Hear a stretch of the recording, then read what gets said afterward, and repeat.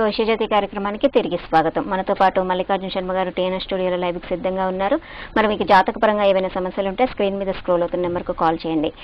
మరి మల్లికార్జున శర్మ గారితో మీరు పర్సనల్గా మాట్లాడాలనుకుంటే 9300757587 ఈ నెంబర్కి కాల్ చేసి పర్సనల్గా అపాయింట్మెంట్ తీసుకొని కూడా మాట్లాడవచ్చు. ఇందాక నవరత్నాల ఉంగరం గురించి మనం మాట్లాడుకున్నాం కదండి. నవరత్నాల ఉంగరాన్ని మరి అంటే శని రాహుల్ని కిందికి పెడుతూ ఉంటే మంచిది కాదని చెప్పారు కదా, ఎలా చేస్తే బాగుంటుంది అంటారు? మరి ఇప్పుడు వాస్తవంగా ఏంటంటే పాపగ్రహాలు అనేవి ఎప్పుడు కింద ఉండకూడదు. కింద చెప్పినట్టుగా ధనాన్ని తీసుకోవాలన్నా, రుణాన్ని కానీ తీసుకోవాలన్నా, లేకపోతే ధనాన్ని మనం ఎవరికైనా ఇవ్వాలన్నా కూడా కింద అనేది ఉండకూడదు. ఎప్పుడు కూడా శుభగ్రహాలు అనేవి కింద ఉండాలి. అంటే కింద ఏమొస్తాయి అంటే మామూలుగా శుక్రుడు, తర్వాత వచ్చేటప్పటికల్లా మనకి చంద్రుడు, బుధుడు అనేవి వస్తాయి. అంటే శుభగ్రహాలు ఎప్పుడైతే మనం కిందకు వస్తాయో అప్పుడు మనం ఎవరికైనా ఇవ్వాలన్నా, ధనాన్ని ఇవ్వాలన్నా, తీసుకోవాలన్నా కూడా నవరత్నాల ఉంగరంలో శుభగ్రహాలు అనేవి కూడా ఎప్పుడూ కూడా కింద ఉండి పాపగ్రహాలు అనేవి పైన ఉండాలి ఎప్పుడు కూడా. అయితే రాహు కూడా మంచి గ్రహమే అని అంటుంటారు కదా. అయితే రాహు గ్రహం అనేది ఏంటంటే రాహు, కేతు, కుజుడు, శని అనే గ్రహాలు అనేవి 50% మాత్రమే మంచి గ్రహాలు. అంటే బుధుడు, గురువు, శుక్రుడు అనేవి నెంబర్ 1 గ్రహాలవి. అంటే 100% మేలు చేసే గ్రహాలవి. వాటిని మాత్రమే మనం కింద పెట్టాలి. అంటే చంద్రుడు కానీ, బుధుడు కానీ, గురువు కానీ, శుక్రుడు కానీ ఇలాంటి గ్రహాలు అనేవి కింద పెట్టడం వల్ల ఏంటంటే మనం ఇవ్వగలుగుతాం. అంటే బుధుడు ఏమవుతుంది, మనకి కింద బుధుడు వస్తాడు. బుధుడు ఉండటం వల్ల ఏంటంటే వ్యాపార పరంగా అతను అభివృద్ధి చెందుతాడు. ఒక చోట ఒక బ్యాంకు లోన్ కానీ, తర్వాత ఒక రుణం కానీ తీసుకోగలుగుతాడు, పెట్టుబడి పెడతాడు. అంటే బుధుడు వల్ల వ్యాపారం కలుగుతూ ఉంటుంది. అలా ఉద్యోగంలో ఒక నిలకడగా ఉంటాడు. చంద్రుడు అనేవాడు కూడా కింద ఉంటాడు వాస్తవంగా. అంటే బుధుడు, చంద్రుడు, శుక్రుడు అనేవాడు 3 ఉంటాడు. చంద్రుడు ఏంటంటే మానసిక ఆందోళన లేకుండా మానసికంగా పరంగా అతను బాగా స్ట్రెంత్ అవుతాడు. అంటే బలం చేకూరుతాడు. అంటే ఒక వ్యాపారం చేయాలన్నా, ఒక ఉద్యోగం చేయాలన్నా మానసిక ఆందోళన లేకుండా శారీరకంగా బ్రహ్మాండమైన తేజస్సుతో వెలిగిపోతుంటాడు. అక్కడ మనస్సు అనేది కూడా దాని మీద నిమగ్నం చేస్తాడు. ఏ పని మీద అయినా సరే దానికి మనోకారకుడు చంద్రుడు అవుతాడు అక్కడ. అందువల్లే శాస్త్రంలో కూడా చంద్రుడు అనేవాడు అక్కడ మనోకారకుడు, బుధుడు అనేవాడు బుద్ధికారకుడు, శుక్రుడు అనేవాడు కళత్రకారకుడు. అంటే వివాహాన్ని చేసుకున్న తర్వాత కానీ, వివాహ బాంధవ్యాల్లో కానీ అనుకూలతగా ఉండే అవకాశం అనేది ఉంటుంది. అంటే కుటుంబంలో డిస్టర్బెన్స్ లేకుండా ఉంటుంది. ఒక కాలర్ లైన్ లో ఉన్నారండి. హలో హలో హలో, నమస్కారం అండి. మీ పేరు? నా పేరు శ్రీనివాస్ అండి. శ్రీనివాస్ గారు, డేట్ ఆఫ్ బర్త్ చెప్పండి. 17/04/1978. పుట్టిన సమయం అండి? ఉదయం 6:15. ఉదయం 6:15. ఏం తెలుసుకుందాం అనుకుంటున్నారండి? యుఎస్ఏ ఉంది, జాబ్ ప్రమోషన్ యుఎస్ఏ ఎలా ఉంది? తప్పకుండా అండి, మల్లికార్జున శర్మ గారు వివరిస్తారు. 17/4/1978 6:15 ఉదయం పూట. అయ్యా, మీరు వచ్చేటప్పుడు ఆశ్లేష నక్షత్రం అవుతుంది, మేషలగ్నం అవుతుంది. ఆశ్లేష నక్షత్రం కర్కాటక రాశి, మేషలగ్నం అవుతుంది. అయితే లగ్నం రవి శుక్రుడు అనేవాడు ఉన్నాడు. ఇప్పుడు కూడా శుక్రుడు అనేవాడు పాపగ్రహాలతోటి, రవిగ్రహంతో కూడా కలవటం వల్ల కొంచెం తీవ్రంగా ఉంటుంది. ఏ పని చేసినా కూడా ముందుకు వెళ్ళలేకపోతారు, చాలా సమస్యలు కూడా ఉంటాయి. పంచమ స్థానంలో శని ఉండటం వల్ల సర్పదోషం అనేది జాతకంలో ఉంది. 6వ స్థానంలో రాహు ఉండటం వల్ల వాహనాల మీద వెళ్ళేటప్పుడు కానీ, నేల మీద వెళ్ళేటప్పుడు కానీ ఆరోగ్యపరంగా కూడా మీరు చాలా జాగ్రత్తగా ఉండాలి. వృత్తిలో నిలకడగా ఉండలేకపోతారు. 100 రూపాయలు వస్తే 200 ఖర్చు అయ్యే అవకాశం అనేది ఉంటుంది. మీ జాతకంలో మరి ఆరోగ్య పరంగా కానీ, వివాహపరంగా కానీ, ధనపరంగా కానీ చాలా జాగ్రత్తగా ఉండాలి. కుబేర పాశుపదాస్త్ర అభిషేకం అనేది చేసుకుని మరి ఆరోగ్య పాశుపదాస్త్ర అభిషేకం చేసుకోవడం వల్ల మీకు మంచి జరిగే అవకాశం ఉంటుంది.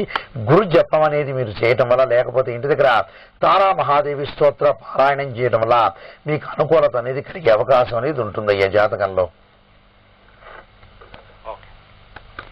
ధన్యవాదాలండి శ్రీనివాస్ గారు. ఓకే, అందువల్ల నవరత్నాల ఉంగరం ధరించాలమ్మా. నవరత్నాల ఉంగరం అనేది మంచిది. పూర్వకాలంలో కూడా వాస్తవంగా వేదాల్లో కూడా చెప్పారు నవరత్నాల ఉంగరం అనేది ధరించవచ్చు అని. అంటే ఇక్కడ కారణం ఏమిటంటే ఉంగరం ధరించడంలో ఒక్కొక్క జ్యోతిష్యుడు ఏం చేస్తాడంటే నక్షత్రం ప్రకారంగా రేవతి నక్షత్రం ఉదాహరణకి ఒక వ్యక్తిది, ఆ రేవతి నక్షత్రానికి పచ్చ ధరించండి అని వెంబట చెబుతాడు. చెప్పిన తర్వాత రేవతి నక్షత్రం ఏ రాశిలో ఉంటుందంటే మీనరాశిలో ఉంటుంది. పుష్యరాగం గురువుకు ప్రీతికరమైంది పుష్యరాగం ధరించండి అని చెబుతాడు. తర్వాత అతనికి రేవతి నక్షత్ర జాతకుడికి శుక్రమహర్దశ జరుగుతుంది అనుకోండి, వజ్రం ధరించండి అని చెబుతాడు. అక్కడ ఒక్కొక్క ఆస్ట్రాలజరు ఒక్కొక్కటి ధరించమంటుంటారు. అందువల్ల కొంతమంది ఏంటంటే సరిగ్గా సూచన చేయలేకపోవడం వల్ల అన్నీ కూడా ధరిస్తే మంచిది అని దాన్ని బట్టి మరి నవరత్నాల ఉంగరాన్ని ధరిస్తారు చాలా మంది కూడా. అది కూడా విశేషంగా నవరత్నాల ఉంగరాన్ని కూడా ధరించవచ్చు. దానివల్ల దోషం అనేది ఏమీ లేదు, ధరించవచ్చు కూడా. అలా ధరించవచ్చు, నవరత్నాల ఉంగరాన్ని ధరించవచ్చు. అంటే ఏ చేతికి పెట్టుకోవాలండి? అది కుడి చెయ్యి చూపుడు వేలు కానీ ఉంగరపు వేలు కానీ ధరించవచ్చు. అంటే కుడి చెయ్యి చూపుడు వేలు అంటే ఇటువైపు కానీ ఇటువైపు కానీ ధరించవచ్చు. దానివల్ల మంచి ఉంగరపు వేలు కూడా ధరించవచ్చు. ధరించడం వల్ల చిరికిన వేలు మినహా ఈ 3 వేలకు కూడా ధరించవచ్చు. అది నవరత్నాల ఉంగరం బుధవారం కానీ గురువారం కానీ శుక్రవారం కానీ సోమవారం కానీ శివుడికి అర్చన చేసి మరి శివాభిషేకం అనేది చేసిన తర్వాత శివుడి దగ్గర ఆ ఉంగరాన్ని పెట్టి మరి అర్చనం అభిషేకం పూజా ద్రవ్యాలతోటి అర్చన అభిషేకాదులు చేసిన తర్వాత దాన్ని ధరించడం వల్ల మంచి జరిగే అవకాశం ఉంది. దాన్ని సోమవారం కానీ బుధవారం కానీ శుక్రవారం కానీ చంద్రహోరలో కానీ బుధహోరలో కానీ గురుహోరలో కానీ శుక్రహోరలో కానీ సూర్యోదయానికి 15 నిమిషాల లోపు దాన్ని పూజ చేసి ఒక పుష్పాన్ని దానికి దానంతో కట్టి దాన్ని ధరించవలను. దాన్ని ధరించినా మంచి జరిగే అవకాశం అనేది ఉంటుంది. అంటే ఎవరైనా ధరించవచ్చు, ఎవరైనా ధరించవచ్చు. ఎవరైనా కూడా నవరత్నాల ఉంగరం ఆ కన్ఫ్యూజ్ లేకుండా ఉండటానికి ఆ నవరత్నాల ఉంగరాన్ని ఎవరైనా కూడా దాన్ని ధరించడం వల్ల వాళ్ళకి మంచి జరిగే అవకాశం అనేది ఉంటుంది తప్పకుండా. ఓకే. అంటే ఇట్లా జాతకంతో అలా పనేం లేదంటారా? అంటే జాతకం చూసుకోవాలి. చూసుకున్న తర్వాత జాతకంలో కూడా దశలు అంతర్దశలు నక్షత్రాన్ని ప్రామాణికంగా తీసుకుని ధరించవచ్చా లేదా అనేది కనుక్కొని మాత్రమే ధరించాలి. రైట్. ఒక కాలర్ లైన్ లో ఉన్నారండి. హలో మేడం, గుడ్ మార్నింగ్ అండి. గుడ్ మార్నింగ్ అండి. మీ పేరు? నా పేరు మధు అండి. ఓకే, మధు గారు డేట్ ఆఫ్ బర్త్ చెప్పండి. 22 డిసెంబర్ 1984 అండి. డిసెంబర్ 22, 1984. అవును మేడం. నైట్ సాటర్డే నైట్ అండి. Saturday night. అవును. ఎన్ని గంటలకు జన్మించారండి? అంటే 11 తర్వాత మేడం, పర్టికులర్ టైం తెలియదండి. 11 తర్వాత. ఓకే, 11 తర్వాత. ఓకే, ఏం తెలుసుకుందాం అనుకుంటున్నారు మధు గారు? మేడం, ఆర్థికంగా దాదాపు ఒక 1.5 year నుంచి బాగలేదండి, పని అవ్వట్లేదు. ఓకే, తప్పకుండా అండి. మల్లికార్జున శర్మ గారు మీకు వివరిస్తారు. మీది 22/12/1987 కదా? 84 అండి. 84. 84 తర్వాత 11:30 11 తర్వాత అని చెప్పి 11 తర్వాత రాత్రి పూటన ఉదయం నైట్? రాత్రి సార్. రాత్రి 11 గంటల. అయ్యా, మీది డేట్ ఆఫ్ బర్త్ టైం ప్రకారంగా మూలా నక్షత్రం అవుతుంది, సింహ లగ్నం అవుతుంది. ఈ మూలా నక్షత్రానికి ప్రస్తుతం కూడా ధనస్సు రాశి అవుతుంది. ప్రస్తుతం కూడా గ్రహస్థితి అనేది అంత అనుకూలత లేదు.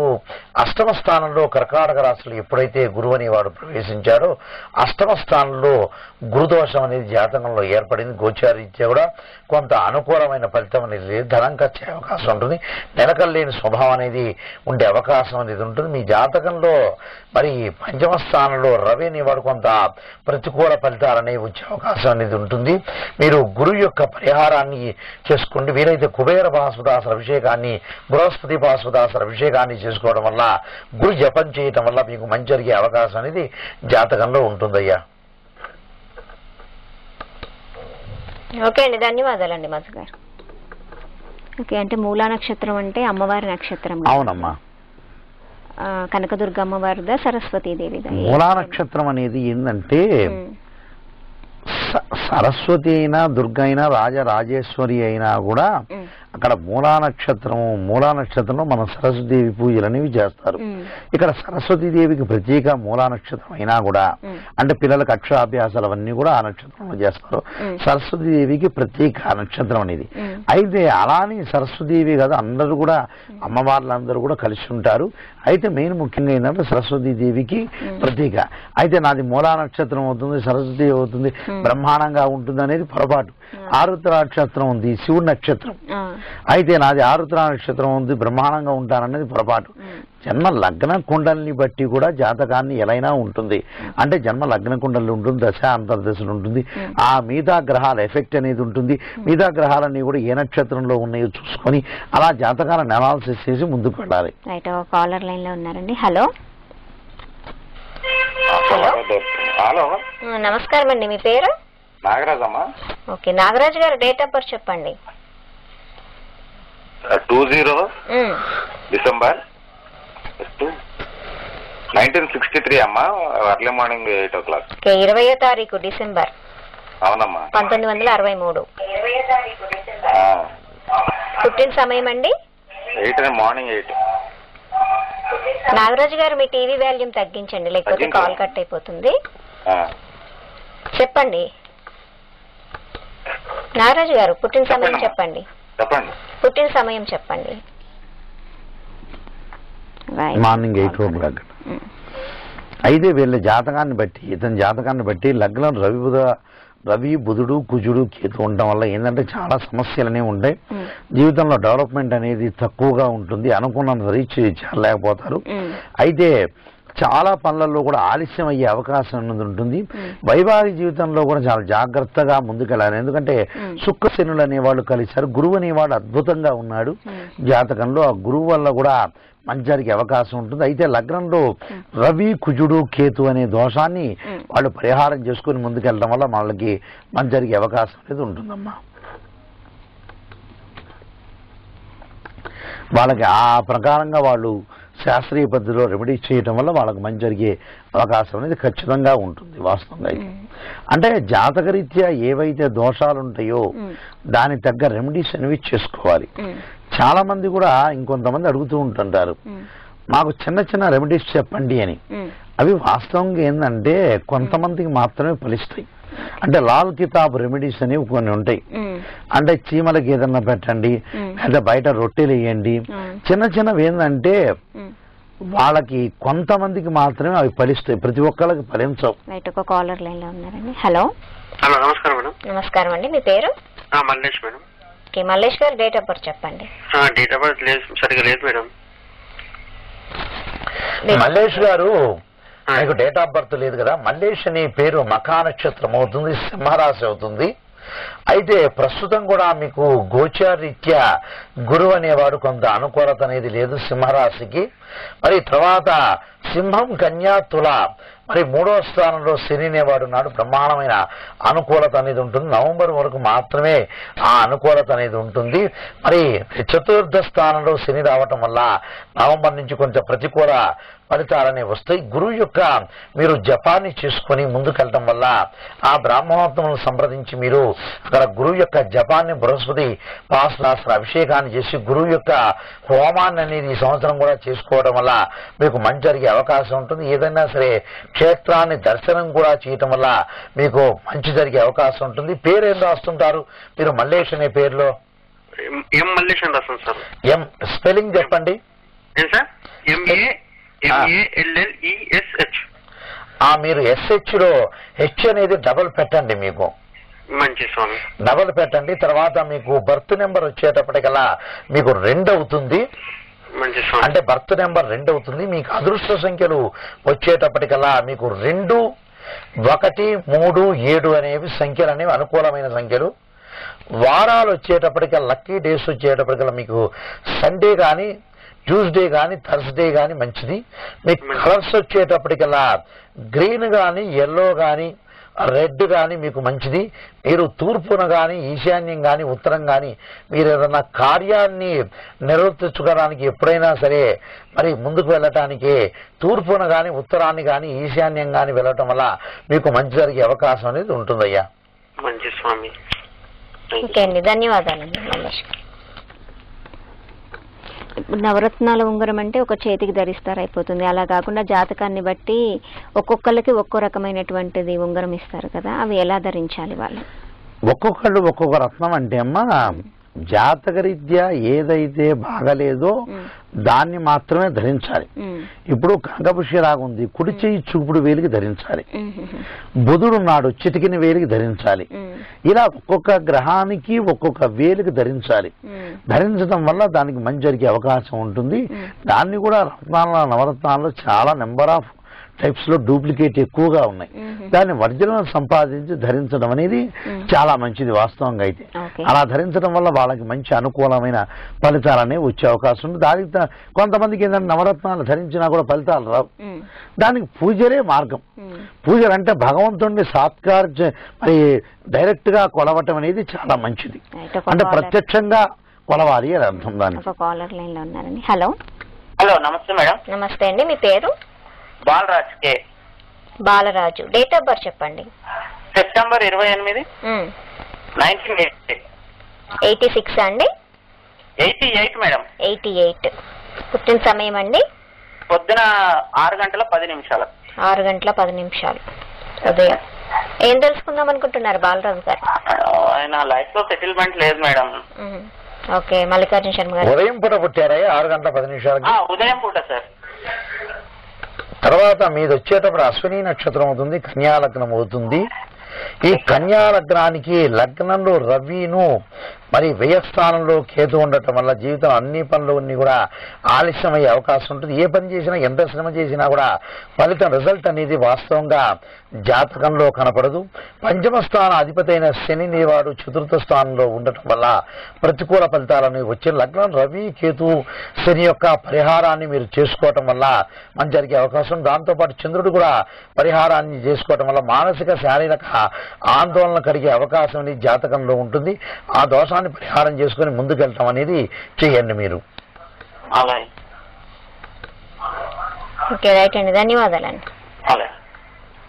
అంటే ప్రతి దానికి రెమెడీస్ ఉంటూ ఉంటాయి కదా, పరిష్కార మార్గాలు ఉంటుందమ్మా. ఇప్పుడు ఒక వ్యాధి వచ్చింది, డాక్టర్ దగ్గరికి వెళ్తారు, దానికి ఏదో ఒక పరిష్కారం అనేది ఉంటుంది.